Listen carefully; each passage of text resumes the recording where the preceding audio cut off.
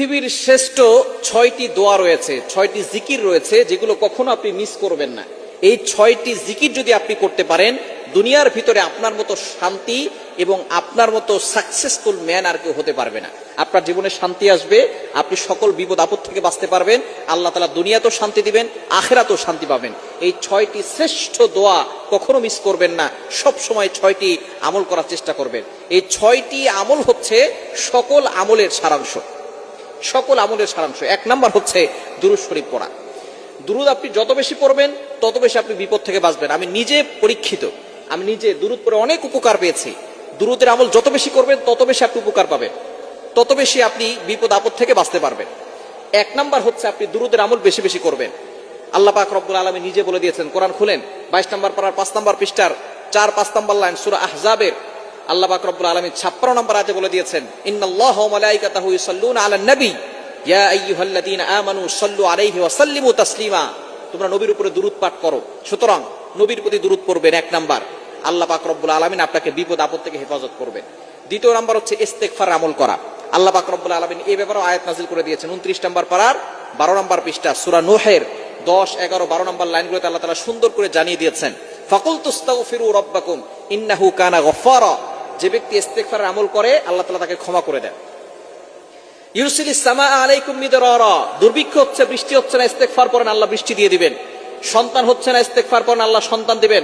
সম্পদ নাই, অভাবে আছেন, ইস্তেগফার আমল করেন, আল্লাহ তাআলা অভাব দূর করে দিয়ে সম্পদের ব্যবস্থা করবেন, জান্নাত দিবেন, জাহান্নাম থেকে মুক্তির ব্যবস্থা করবেন। শুধু তাই নয়, নবীজি সাল্লাল্লাহু আলাইহি ওয়াসাল্লাম আরো জানিয়ে দিয়েছেন, মান লাজিমাল ইস্তিগফার জাআলাল্লাহু লাহু মিন কুল্লি দীকিন মাখরাজা। যে ব্যক্তি ইস্তেগফারের সাথে আঠার মতো লেগে থাকবে, আল্লাহ পাক রব্বুল আলামিন তাকে সকল ধরনের দুর্ঘটনা, অ্যাক্সিডেন্ট থেকে হেফাজত করবেন, দুশ্চিন্তা দূর করবেন, টেনশন দূর করবেন, অভাব দূর করবেন। সুতরাং ইস্তেগফার আমল করবেন 2 নাম্বার। 3 নাম্বার হচ্ছে দোয়া ইউনুস করবেন, লা ইলাহা ইল্লা আনতা সুবহানাকা ইন্নী কুনতু মিনাজ জালিমিন। এটা আমরা সকলেই জানি, সূরা আম্বিয়ার আয়াত।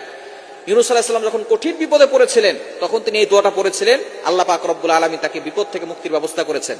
4 নাম্বার হচ্ছে লা হাওলা ওয়ালা কুওয়াতা ইল্লা বিল্লাহিল আলিয়্যিল আযীম।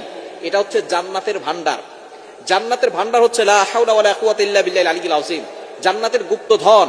এটা যদি 100 বার পরে কেউ দোয়া করে, আল্লাহ তাআলা তার দোয়া কবুল করেন, বিপদ দূর করেন, অভাব দূর করেন, কষ্ট দূর করে দেন, দুশ্চিন্তা দূর করে দেন। 5 নাম্বার হচ্ছে আপনি আল্লাহ তাআলার একটি গুণবাচক নাম ইয়া জাল জালালি ওয়াল ইকরাম, এটা বেশি বেশি করবেন। ইয়া জাল জালালি ওয়াল ইকরাম, আল্লাহ তাআলার গুণবাচক নাম করে দোয়া করলে দোয়া কবুল হয়। আল্লাহ নিজে বলছেন, কোরআন খুলেন, পবিত্র কোরআনুল কারীমের ভিতরে 9 নম্বর পারা 13 নম্বর পৃষ্ঠা 4 নম্বর লাইন, সূরা আরাফের 180 নম্বর আয়াতে আল্লাহ বলছেন, ওয়ালিল্লাহিল আসমাউল হুসনা ফাদউহু বিহা। আল্লাহ তাআলার গুণবাচক নাম করে কেউ দোয়া করলে আল্লাহ তাআলা তার দোয়াগুলো কবুল করেন, অ্যাকসেপ্ট করে নেন। সুতরাং ইয়া জাল জালালি ওয়াল ইকরাম আল্লাহ তাআলার একটি গুণবাচক নাম, এটা করে দোয়া করলে আপনার দোয়া কবুল হবে। এবং 6 নাম্বার হচ্ছে সুবহানাল্লাহি ওয়ালহামদুলিল্লাহি ওয়ালা ইলাহা ইল্লাল্লাহু আল্লাহু আকবার। এই 4টা বাক্য আল্লাহর কাছে সবচেয়ে বেশি প্রিয়।